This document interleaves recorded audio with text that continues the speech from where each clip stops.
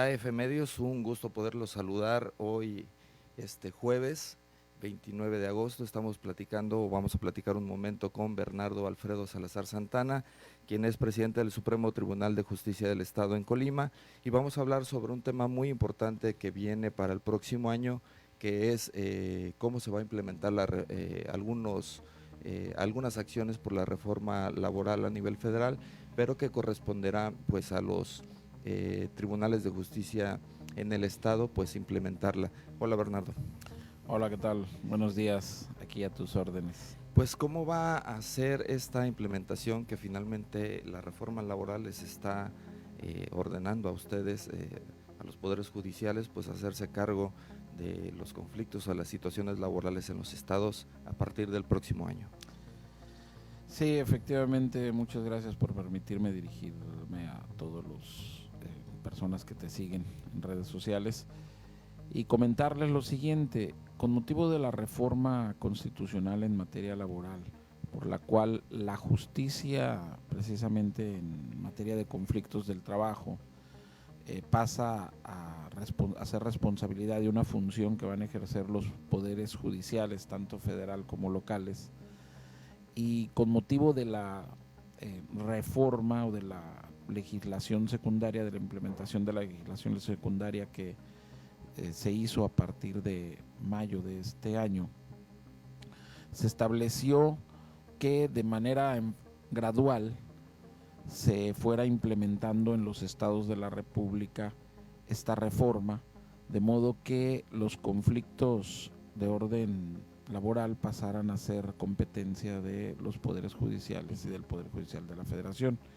Y esto de manera gradual implicó que debe de estar la reforma implementada en todo el país en el 2022, iniciando en 2020 con 10 estados, 2021 iniciarán otros 10 u 11 estados y en 2022 los estados restantes, que pueden ser 11 o 12, dependiendo de cómo se repartan los dos últimos años. Pero el siguiente año tienen que iniciar 10 estados. Uno de esos 10 estados, de acuerdo al decreto, es el estado de Colima.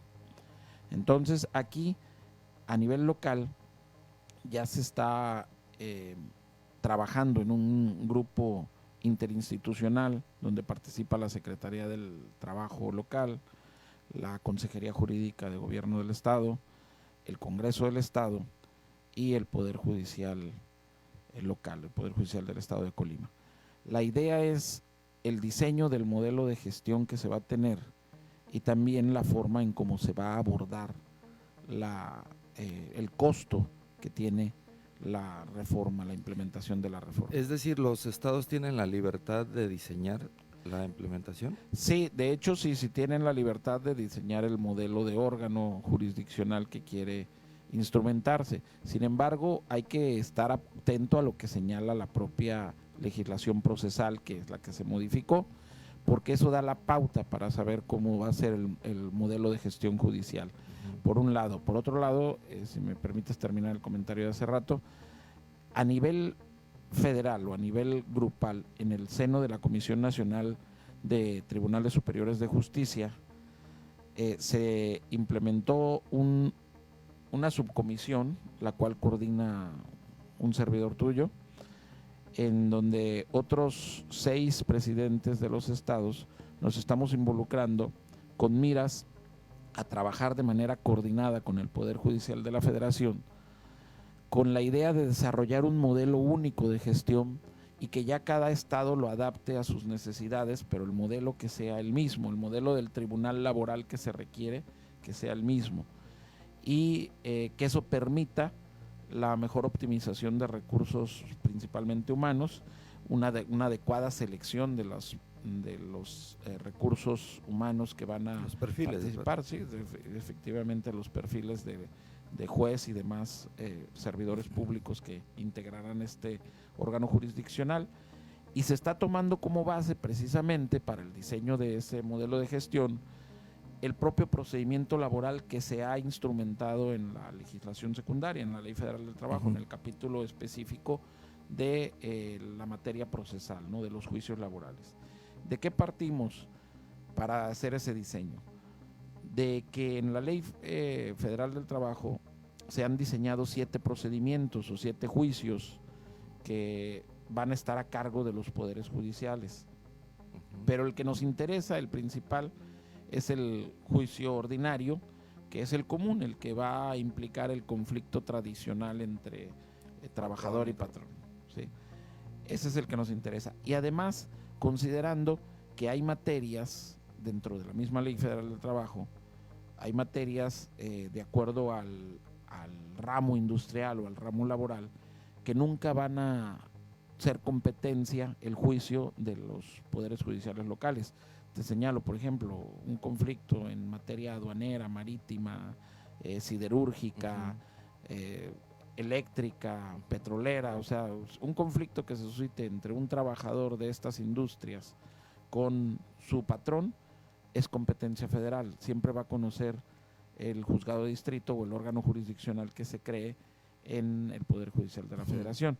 De modo que los demás conflictos normales, que son los que conocen las juntas locales de conciliación y arbitraje, son los que conocerán ahora los tribunales. Es decir, conciliación y arbitraje, ¿qué va a pasar con...?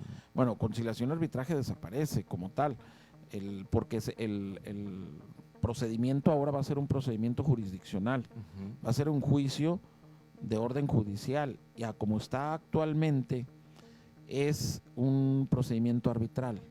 Es un procedimiento que se sigue primero con una etapa de conciliación, y si no se llega a esa etapa de conciliación se va a un órgano colegiado o a un órgano tripartito con representación del Estado, de los patrones y de los trabajadores, y resuelven en arbitraje, no en aplicación estricta del derecho. Okay. ¿A qué me refiero que resuelven en arbitraje? Porque la misma ley, de acuerdo a cómo está vigente todavía, porque no se ha implementado, se resuelven los conflictos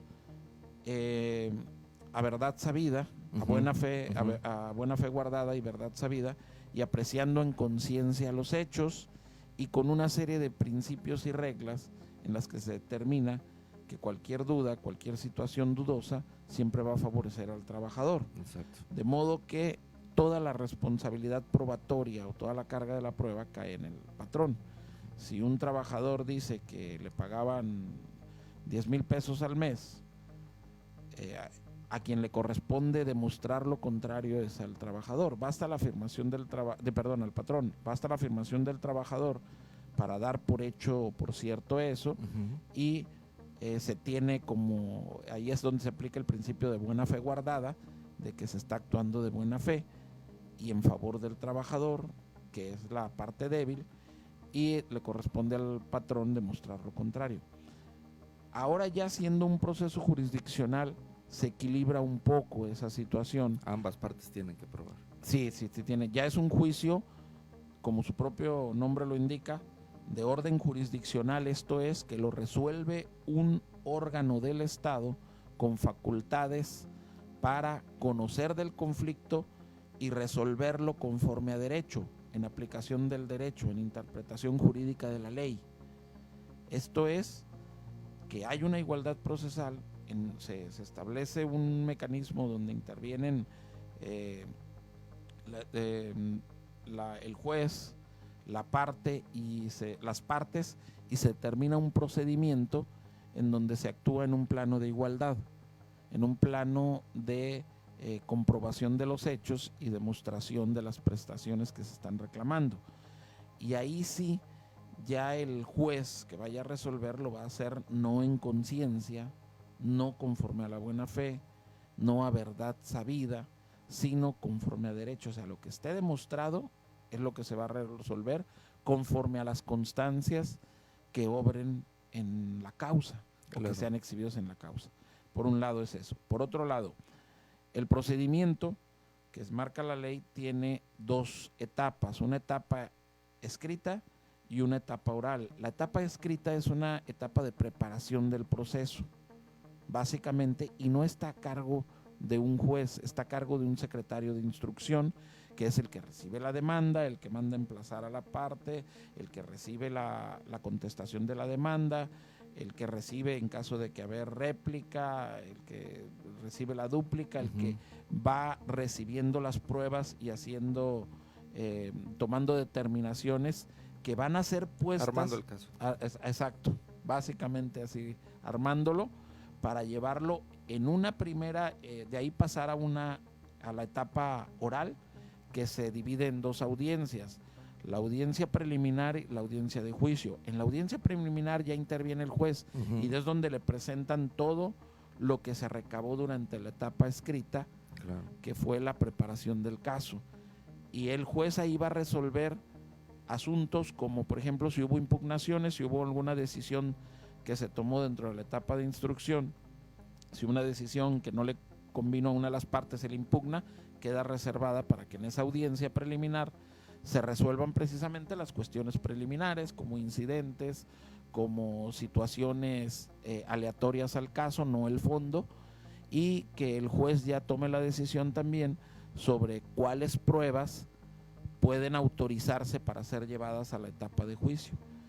Y de ahí se pasa a la etapa de juicio, en donde ya se desahoga todo el material probatorio y se toma la decisión que deba de resolver el caso. ¿Qué te han dicho tus homólogos a nivel nacional? ¿Lo ven bien este nuevo sistema? Bueno, independientemente de la forma en cómo lo veamos, es una responsabilidad que vamos a asumir. Es una responsabilidad que ya por decisión del constituyente permanente a nivel federal, que reformó la Constitución General de la República, pasó a ser responsabilidad de los poderes judiciales. Y de una forma u otra tenemos que entrar en esa dinámica. Fue una decisión de orden constitucional y como órganos del Estado mexicano que somos, debemos acatar esa decisión. Aquí la preocupación es en dos sentidos. Uno, los poderes judiciales locales jamás habíamos conocido de la justicia local. Desde hace 100 años, poco más de 100 años, esa situación de lo que es la justicia local quedó a cargo de otros órganos ajenos a los poderes judiciales. Entonces nosotros jamás hemos tenido un contacto. En el ámbito laboral. Sí, no, jamás hemos tenido contacto con un conflicto de materia laboral, porque la materia, las competencias que tenemos son en otras materias, por un lado. Por otro lado, la implementación cuesta. Y ahí es donde nos encontramos con el mayor obstáculo. Eso es lo que te quería preguntar, porque finalmente es una película que ya hemos visto en México, se implementan o se realizan reformas y en algunos casos necesitan dinero, pero no tienen la suficiencia los propios estados para solventar esta ampliación de infraestructura, contratación de personal especializado. ¿En qué etapa se encuentran y qué tan difícil podría ser para implementar esto en materia de recursos para ustedes, que finalmente van a ser quienes implementen, ejecuten las acciones de esta reforma? Bueno, estamos en la primera etapa, que es la de diseño e inicio de la capacitación de personal. Hay aquí dos situaciones. Como bien lo mencionas, los poderes judiciales locales, paulatinamente desde el año 2003, 2006, empezamos a asumir responsabilidades que antes no teníamos y que estaban circunscritas a otros ámbitos de los órganos del Estado. Empezamos con la justicia para adolescentes, que no la teníamos, estaba en un órgano que era más tutelar, no jurisdiccional. Se judicializa lo que es la materia de justicia para adolescentes, se le quita el aspecto tutelar y nos la transfieren, y tenemos que implementarla a través de juzgados especializados en justicia para adolescentes. Luego, posteriormente, se hace reforma en materia de narcomenudeo y nuestros juzgados penales tienen que asumir la función de juzgar en ciertos casos el tráfico y posesión de narcóticos cuando son en cantidades menores. Entonces se divide. Narcomenudeo se encargan los estados, los poderes judiciales de los estados. Narcotráfico como tal ya se encarga la federación. Posteriormente hay una reforma en materia de de justicia de mercantil, que ya de una forma u otra la veníamos teniendo, aun cuando es una materia federal, pero por jurisdicción concurrencial la asumimos, pero se establece que va a ser también en materia de oralidad y hay que modificar toda la infraestructura de los poderes judiciales para poder atender la oralidad mercantil.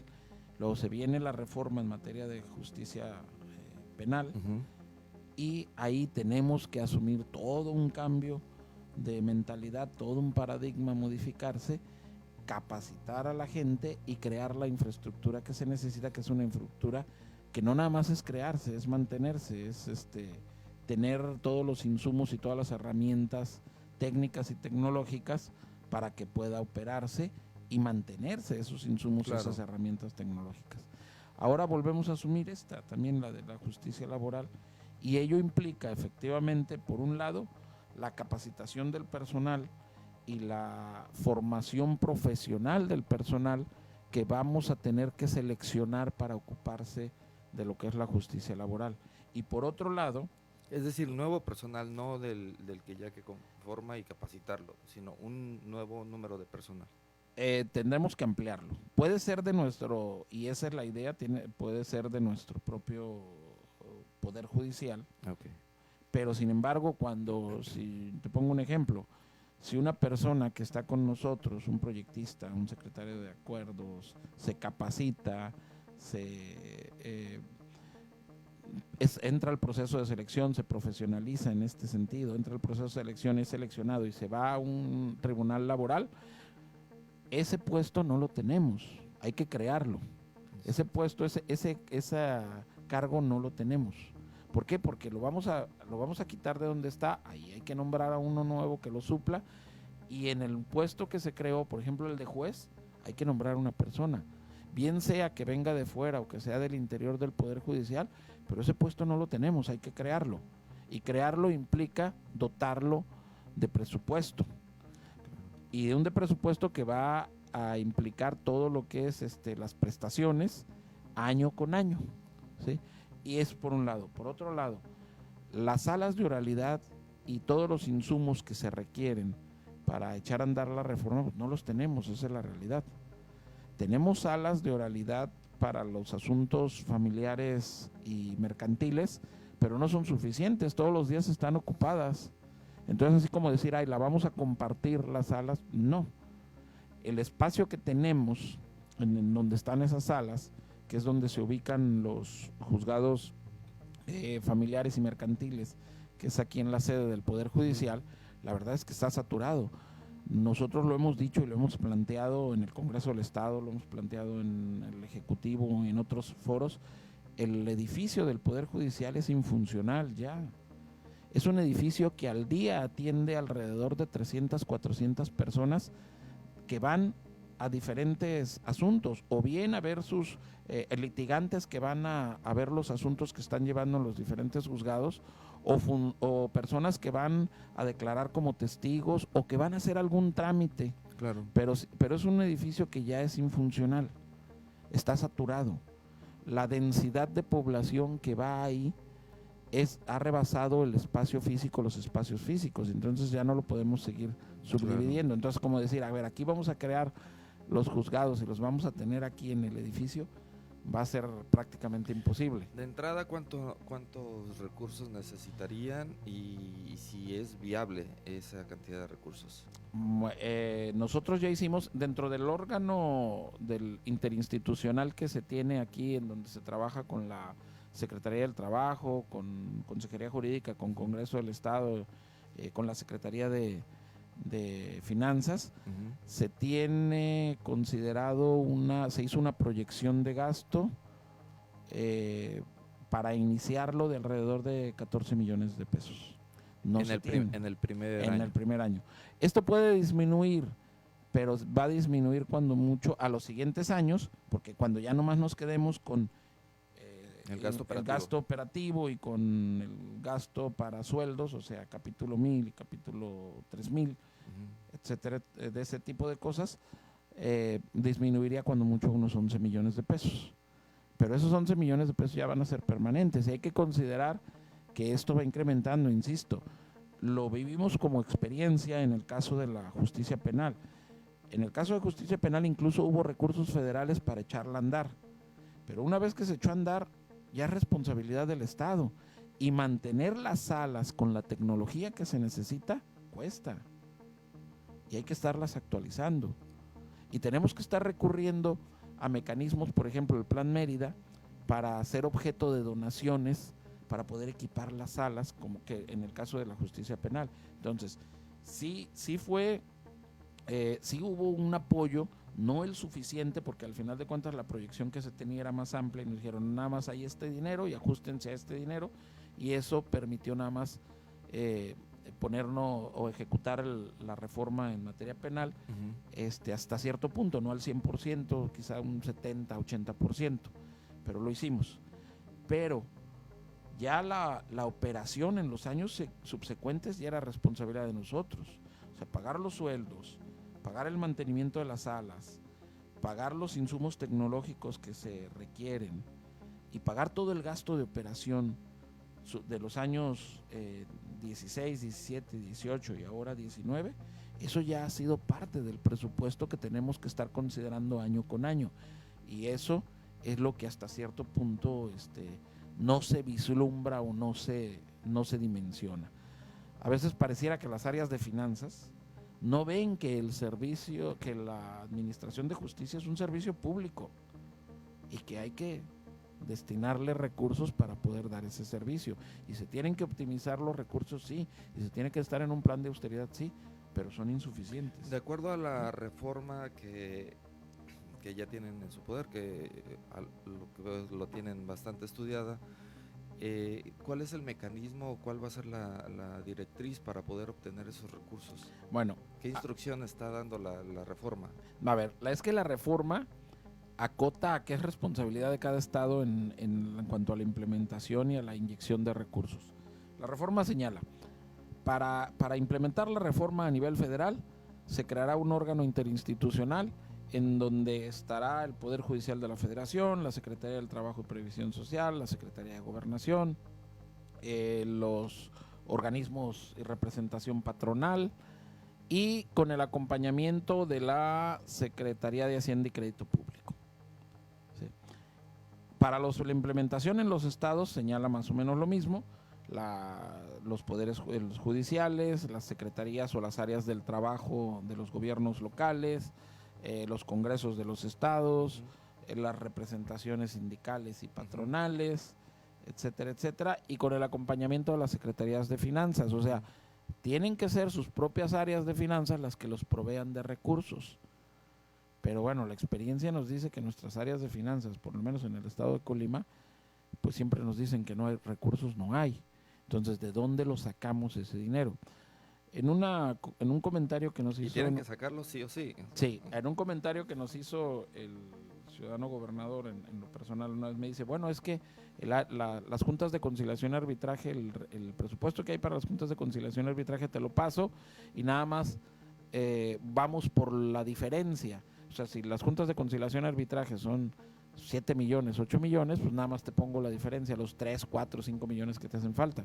Yo le decía, no, gobernador, porque la reforma implica que tu área, el Ejecutivo, debe de tener también un órgano mediador o conciliador, claro, porque la reforma va en este sentido. Descobijar esa parte, ¿no? No, porque aparte la reforma, una cosa es la parte judicial o la parte jurisdiccional que se va a estar a cargo de los poderes judiciales, y la otra que la reforma marca 2 etapas. La etapa de mediación y conciliación que necesariamente se tiene que agotar antes de irte al juicio.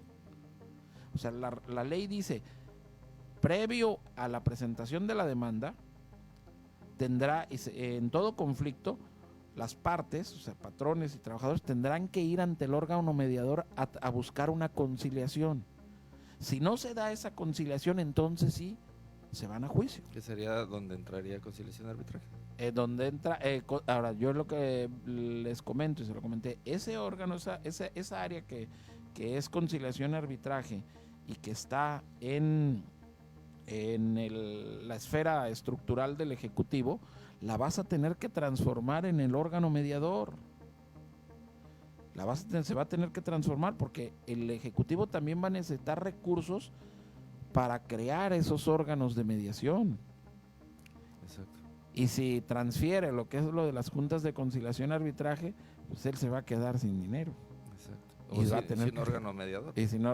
Y eso no es posible, porque el procedimiento tiene que funcionar en esas dos etapas. En la mediación, que se tiene que agotar necesariamente y que es previa a la etapa judicial. O sea, no puede un trabajador ir a presentar directamente una demanda ante un juzgado si no corrobora, si no comprueba que ya agotó la etapa de mediación. Porque si no la ha agotado, el juzgado le va a rechazar la demanda, el juez le va a rechazar la demanda, el tribunal le va a decir no puedo aceptar la demanda hasta que no agotes la mediación. ¿Qué plazo tienen ustedes para...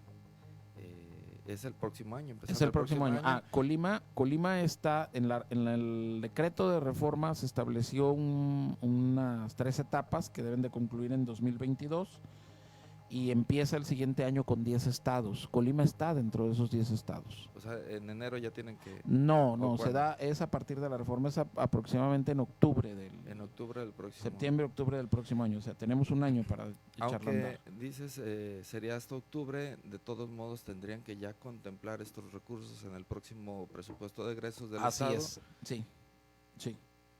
Tendrían que quedar, tendría en el próximo presupuesto, nosotros incluso en el diseño del presupuestario que estamos haciendo, estamos planteando los recursos que se necesitan para echar a andar la reforma. Claro. Sí. No, pues tienen un buen de trabajo para poder sacar adelante esto. Ya una vez decías, tenían la experiencia de lo que sucedió con la parte penal, claro, que sin duda pues puso en aprietos a muchos estados. Había muchos estados que se quejaban que incluso no tenían para remodelar los propios cerezos que exigía Bueno, aquí estamos en la misma situación. Hace un momento tú me preguntabas que cómo lo veíamos todos los estados. O sea, lo vemos con preocupación, porque esta preocupación que muestra Colima, el Poder Judicial del Estado de Colima, la muestran todos, en diferentes dimensiones. Unos más, otros menos, otros con una cantidad que incluso yo le digo a mi homólogo, compañero de Jalisco, cuando él me dijo que necesitaba la dimensión de su estado, requería alrededor de algo así, me dijo como 230 millones para echar a andar la reforma, para cubrir todo el estado de Jalisco. Y 230, le dije, no, ese es el presupuesto mío, es más del presupuesto que yo tengo para todo el año. Entonces, definitivamente el de nosotros para echarla a andar son los 14 millones, pero no los tenemos, como Jalisco tampoco los tiene, como el Estado de México, como Ciudad de México no los tenemos, y estamos haciendo esfuerzos con lo que se logre echarla a andar, y sobre todo en el seno de la CONATRIP se está trabajando en llegar a un consenso con el Poder Judicial de la Federación para caminar paralelamente y posibilitar que también la Secretaría de Hacienda, así como está haciendo el acompañamiento al órgano interinstitucional a nivel federal, haga también un acompañamiento a los estados en cuanto a la captación o inyección de recursos para poderlo echar a andar. Claro. Aprovechando el viaje, presidente, quisiera preguntarte cómo valoras a varios años de implementarse el nuevo sistema de justicia penal. ¿Cómo lo valoras tú? ¿Cómo lo valoran tus homólogos a nivel nacional? Hay muchas opiniones encontradas en la sociedad. El nuevo sistema privilegiaba los derechos humanos, la presunción de inocencia, y al parecer ahora la población está enojada, resentida, porque siente que tiene más privilegios un presunto delincuente que la propia víctima. ¿Cómo lo ves tú? ¿Qué te han dicho a nivel nacional? Bueno, esa percepción sucede en todo el país, ¿eh? O sea, los encuentros que se han tenido con los presidentes de otros estados y los análisis que se hacen en otras entidades de la República es la misma. O sea, la percepción de la gente es que el sistema sigue privilegiando más al imputado que a la propia víctima. Pero esto yo así lo veo, y creo que de manera muy lenta, pero siento que sí se ha ido solventando. se ha ido solventando, o sea, en realidad no son muchos años los que tiene de implementado, estamos hablando que empezó de manera total en el 2016. Hay estados en donde incluso antes de la reforma constitucional del 2008 ya habían implementado el sistema oral. Chihuahua, Morelos, Zacatecas, Oaxaca, entre otros, Monterrey en ciertos delitos, perdón, Nuevo León en ciertos delitos, tenían ya implementado este sistema. Cuando se decide en 2008 hacer la reforma constitucional para que el modelo de juicio o el modelo penal adversarial se implementara en toda la República, había estados que ya lo habían trabajado, que ya lo tenían trabajando y nada más lo adaptaron a las disposiciones generales del Código Nacional, ¿no?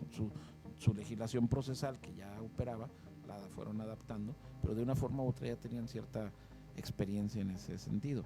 En el caso de Colima no fue así. En el caso de Colima empezamos en una primera etapa en 2015 y ya de manera completa, total en 2016. Pero bueno, la situación es que sí se ha ido de una forma u otra adaptando y considerando la misma sociedad las bondades que tiene este sistema. Si bien es cierto, es un sistema garantista, eso ni qué dudarlo. Es un sistema garantista que se aplica en sociedades democráticas. En toda sociedad democrática se aplica este sistema. El problema es la forma de funcionamiento. O la implementación de las propias autoridades directas. Básicamente. Y hay que ir acabando con una serie de trabas, de formas de actuación, de mecanismos que usaban sobre todo los órganos investigadores y policiales. Luego ¿sería ese el talón de Aquiles?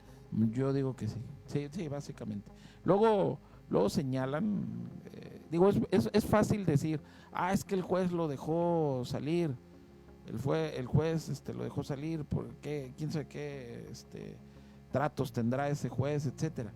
Pero no se ponen a ver, uno, que es un sistema que la dinámica es completamente diferente, que depende mucho de las evidencias que existen en un primer momento en una carpeta de investigación inicial, que ni siquiera tienen que ser pruebas contundentes, sino nada más evidencias que se deben de recabar de manera legal y lícita y que deben de ser correctamente defendidas en la audiencia. Así de sencillo. O sea, a veces lo que falla son las técnicas de litigación en el momento de la audiencia. Entonces nos hemos encontrado casos ya menos, pero en donde el fiscal que investigó, que inició la carpeta de investigación, no es el mismo que va y defiende la carpeta en la audiencia. Y si el que va y defiende la carpeta en la audiencia, o el que va y defiende la investigación en la audiencia, desconoce o no sabe perfectamente lo que hay en la audiencia, no puede hacer un planteamiento adecuado de su teoría del caso. Y va a argumentar al aire. Y los jueces no conocen la carpeta de investigación, ellos no saben qué hay en la carpeta. Ellos dependen de lo que les digan las partes que hay en la carpeta. Y si el que está defendiendo el caso, un fiscal, no señala lo que hay, pues el juez le va a decir, oye, por lo que me acabas de decir, veo que en la carpeta no hay nada. O si la defensa le dice, oigan, el informe policial está mal por esto y eso, y le puntualiza cuáles son los errores que hay en el informe policial homologado, y el fiscal no sabe contradecir eso, el juez no se va a poner a revisar si es cierto que en el informe policial está esa situación o no. Porque, insisto, él no tiene acceso a la carpeta de investigación, a lo que hay ahí, a las evidencias, a los datos, no tiene. Entonces, como depende de este sistema de la buena fe de las partes le deben de decir de manera clara, concisa y precisa lo que hay, sin ocultarlo y saber defenderlo.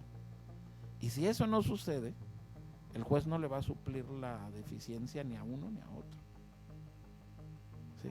Si él dice, a ver, pues el defensor dice que el informe tiene estas irregularidades, Yo soy un juez de control, tengo que verificar que todo sea legal, que todo sea lícito, que todo sea conforme a un proceso debido, y usted no me lo puede contradecir, no me lo puede rebatir, pues yo le creo al señor. ¿Qué recomendaciones se le puede hacer a la población que regularmente pues, es la afectada, ¿no? Bueno, yo hay que les diría que sobre todo se interioricen más, por lo menos en el conocimiento general. O sea, no está la población no está obligada a saber los tecnicismos ni las vicisitudes o bondades o situaciones muy particulares y técnicas ni de la ley ni del diseño del sistema. Sin embargo, sí pueden conocer la forma de operación del mismo y sobre todo las bondades que tiene. Y una de ellas, básico que tienen que saber. Y una de ellas, pues cuáles son los derechos prácticamente y cuáles son los derechos que tienen en caso de que pudieran ser víctimas y cómo pueden ir a defenderlos. O sea, si hubiera deficiencias, por ejemplo, del área acusadora o de la parte acusadora, y yo soy víctima y llevo un buen asesor jurídico y sé cómo defenderlos, yo puedo ir a la audiencia a defender mis derechos y tengo la posibilidad de hablar y de argumentar en la audiencia. Lo puedo hacer, el sistema me lo permite. Es un sistema que le da una participación mayor a la víctima a como lo tenía antes, con todo lo difícil que implica para una persona que sufrió no todos tienen acceso. por una parte digo, hay que entender que quien es víctima de un delito sufrió una situación traumática, claro. Y así como que está recreando, cada que va a una audiencia está recreando la situación traumática que sufrió, pues sí es complejo. Hay muchos que dicen, a ver, yo lo único que quiero es que me paguen y ya no volver a presentarme. Y si le dicen, oye, pues es que hay que agotar todo un procedimiento en donde se va a tardar 6 meses y en esos 6 meses quizás tengas que ir 1 o 2 o 3 veces e incluso si nos vamos a juicio hasta el juicio, pues una parte va a decir, no, mejor ahí la desisto, dejo, ¿no? Desisto. Pero si se le dice, mira, hay salidas alternas, hay la posibilidad de tener salidas alternas como acuerdos reparatorios, como un procedimiento abreviado, como una situación conciliatoria. Si se le dice y se le explica cómo puede de una manera rápida darle conclusión a ese caso, bueno, pues quizá se anime a participar. O sea, porque este sistema también permite salidas alternas, permite la posibilidad de suspender el juicio a prueba para ver si por ejemplo, los robos, que es lo que más daña, claro.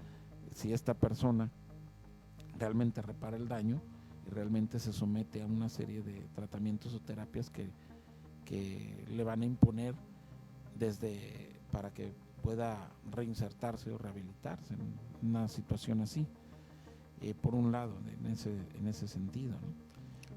Y la otra situación que hay que hacer saber a la sociedad y que deben de tener claro conocimiento es que el hecho de que estén enfrentando el proceso en libertad, o sea, que no hayan sido objeto de prisión preventiva oficiosa, no significa que ya fueron absueltos. Si a una persona lo detienen, incluso en flagrancia, está justificada la flagrancia, se van a juicio, se van a una audiencia de imputación y en esa audiencia de imputación se le vincula proceso, pero el delito no amerita prisión preventiva oficiosa y lo dejan salir, no significa que ya fue absuelto, simple y sencillamente que no amerita que esté detenido, a menos que se justifique que es necesario tenerlo recluido. Pero aún así, estando fuera de la medida cautelar de prisión preventiva, tiene otras medidas que sí son restrictivas de su libertad. Tiene otras serie de imposiciones que le hizo el juez de control para evitar, por ejemplo, que salga de la ciudad, que se acerque a un lugar determinado, claro, que vaya y firme y se esté reportando cada cierto tiempo. Sociales, ¿no? Sí, limitantes a su movilidad y a su libertad. Entonces, eso de una forma u otra también hay que hacerlo saber a la ciudadanía, que la sociedad tenga conocimiento de ello y que sepa que aun cuando el sujeto esté libre, no esté recluido en prisión preventiva, no significa que fue absuelto. Hay que esperar la audiencia de juicio y ahí, si hay las pruebas suficientes y el Ministerio Público formula una acusación con medios de prueba ya contundentes que van a corroborar que se cometió el delito y que él participó y la forma en que participó en ese ilícito, lo van a condenar. Eso es un hecho. Si es que previamente no se tuvo una salida alterna que debe ser consensuada con la víctima. Claro. No, pues hay muchísimo que analizar de parte de la población, enterarse, documentarse, por lo menos lo general, como dices, para poder salir bien de una situación como esta.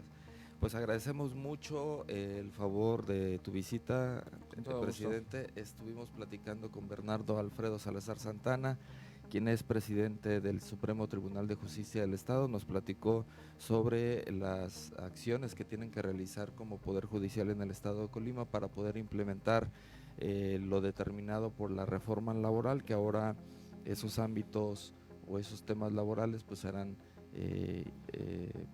injerencia o serán propiamente tratados por el Poder Judicial en el Estado de Colima y en todas las otras 31 entidades de la República. ¿Algo más que quieras agregar, Bernardo?